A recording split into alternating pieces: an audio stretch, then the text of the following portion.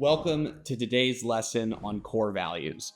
This is one of the most important things you're going to design for your business. And it took us almost 7 or 8 years to get to happy, healthy humans because I knew that I was a happy, healthy human.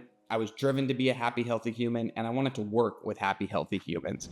And I really aligned all the core values that is stated, which allowed us to build a really aligned team. And I'm going to show you exactly how we did that. So let's dive right in today. So I wanted to just share some examples, and you can just Google core values for companies and go and check this out. But Amazon's were always one of my favorites. Customer obsession.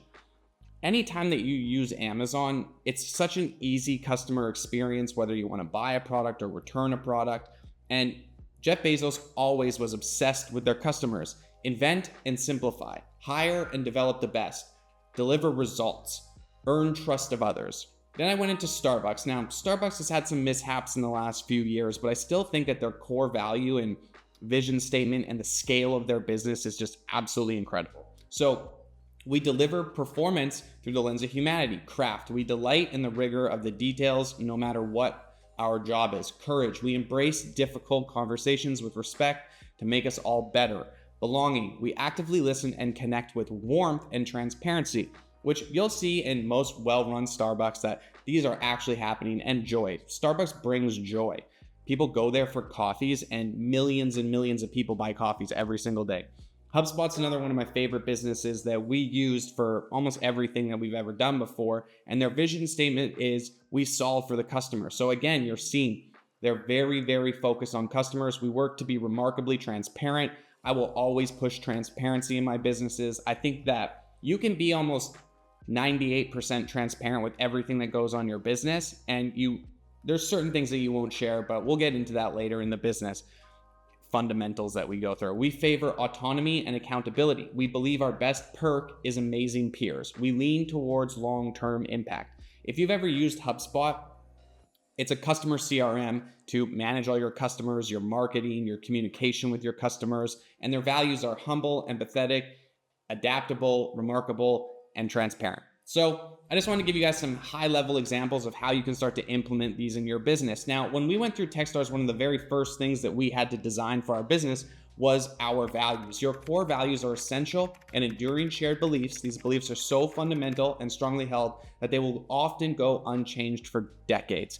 Now, as you're building your startup or your company or business, these things are going to change. They are malleable, and as you continue to figure out who you are and what your business is doing, your core values can change. So, what values make sense outside your current context? Would you want future generations to live by these core values? Would you honor these values even if they became a competitive disadvantage?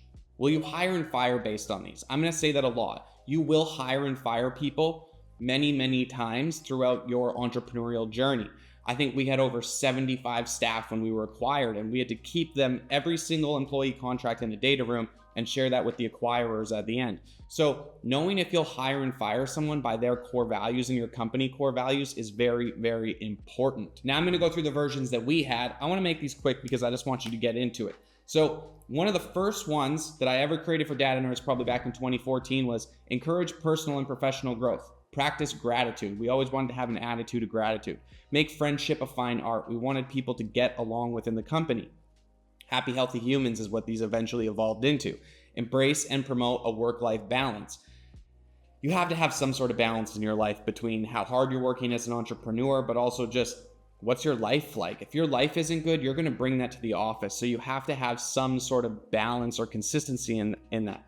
Respect from the top to the bottom and the bottom to the top. I always wanted to have a level organization, but at the end of the day, that's probably not going to happen. So you'll see that this got removed. Accountability and ownership. This was OKRs to us. I still live and die by them. And I think that having accountability and ownership for what you're working on is incredibly important. Practice radical honesty. Radical Candor is one of my favorite books. I'll put a link below in this, but I'd highly recommend reading it. Having candor and embracing hard conversations. Like you saw in the mini lessons, brutal honesty delivered kindly. We kind of covered this already. So what were some of our guiding heuristics for Data Nerds? Be zealous in the pursuit of knowledge. Kaizen, I talk about that also in this course. Build relationships before profits. Measure traction, not motion. Take care of the little things, and the big things will take care of themselves. Do the right thing at the right time. Build people to build our company. Play bigger, dare greatly, and think 10x. Grant Cardone really gave me that one. So, version 2 of Data Nerds, as we continue to grow, is I wanted to make them simpler so that they would resonate with more people. We embrace personal and professional growth. We take ownership for our actions. We exceed our own expectations and celebrate often. I think that you should always be celebrating your wins when you're running a company. Those are going to be some of your favorite memories. Some of my favorite memories were celebrating the wins that we had as a company. Now, let's go into a stated.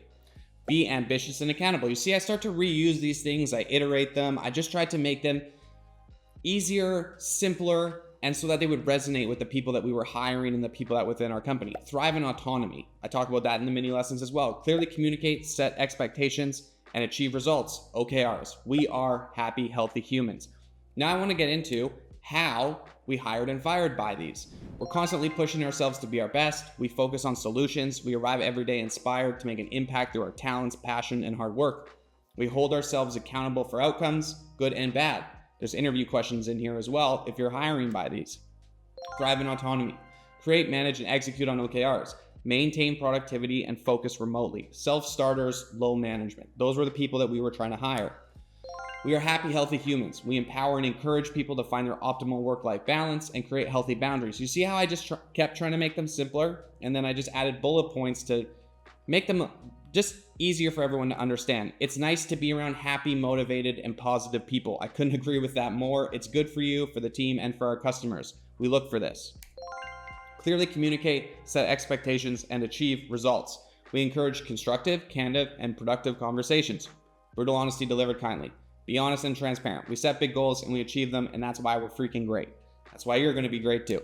Okay, supporting values. How do we support these within our company? We gave credits away for people that have online learning, for meditation, for master classes, to always be learning. We had a quarterly book club where we'd give everyone in the company the same book, and then we would read it together, and once a month we'd meet up and just go through what we learned. We had an annual credit for your home office because when we went remote, it was one of the things that we needed people to have a good work environment. We also had a snack budget every month so that you could have some healthy snacks in your office. Be wholesome and happy. We paid for people to have their gym memberships. We paid for people to have yoga classes, for therapy. We forced people to take mental health days. This is actually a really interesting one that I learned as I was growing, that there were days when I knew I couldn't perform. Maybe whatever was going on in the world, whatever was going on in my life, I think people should take mental health days, and you should allow them as a CEO. Digital detox days. At least once a quarter, you should turn everything off, your cell phone, your computer, for 48 hours. Just be with yourself. That silence, that lack of distraction will help you see more clearly, connect with your heart, connect with your mind, and I couldn't encourage that more. Flex Fridays. We started working half-day Fridays. Eventually in summers, we would just give people Fridays off, so we'd only have a 4-day work week. I don't know if that was the best play ever, but do what works for you. We had a house cleaning budget in case you wanted to hire a cleaner, because I thought, what's nicer than having someone come and clean your house for you once a month? It was just, everyone actually loved that perk. And then we were also always offered to have a co-working space if you didn't want to work at home all the time. We'd help you, whatever was the best work-life balance for you. Clearly communicate and set expectations. We gave everyone a Kindle, we preloaded it with a handful of books, and we gave it to them. Measure What Matters, 15 Commitments of Conscious Leadership, The 7 Habits of Highly Effective People, Radical Candor, The 5 Dysfunctions of a Team was another one. So I'm going to create a library in here so that you guys can just go and see every book that I would recommend. I love reading, and I think everyone else should too. And that is the whole course on core values. So if you want to see more of it, it's all uploaded on my social medias as well. Please follow me, leave a comment, and I look forward to seeing you in the next lesson.